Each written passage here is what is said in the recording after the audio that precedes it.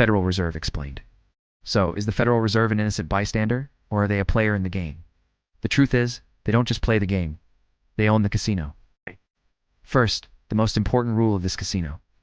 The US government can never technically run out of money to pay its debts. Why? Because the Federal Reserve has the ultimate cheat code, a money printer. The Fed is the biggest owner of US debt, and it can create dollars out of thin air to buy every last bond if it wants to. And we've seen them use it. During the 2020 crisis, they hit the panic button. They cut interest rates to zero and printed trillions of dollars to buy up government bonds.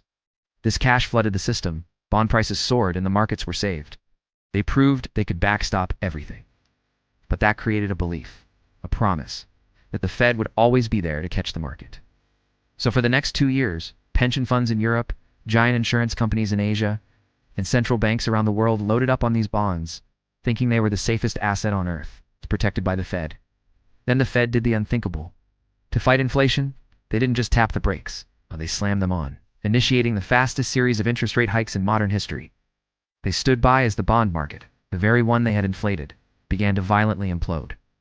This was the rug pull. The international investors who trusted the promise were forced to sell at catastrophic losses to cover their positions. The house cashed in.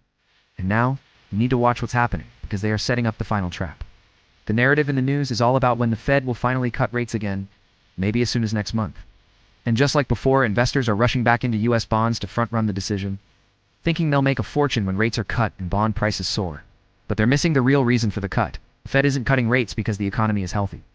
They will be forced to cut rates, because the US government can no longer afford the interest payments on its own $37 trillion of debt. Think about that. The rate cut won't be a sign of strength. It will be a confession. Confession that the debt is too large. And the only way out is to start the money printer again to pay the interest. It's checkmate. Saving the bond market this time means sacrificing the dollar itself. So if the world's safest asset is a trap and the banking system is built on it, the final domino is the currency. Where do you put your money then? Follow us or subscribe to this channel for the final part of this puzzle.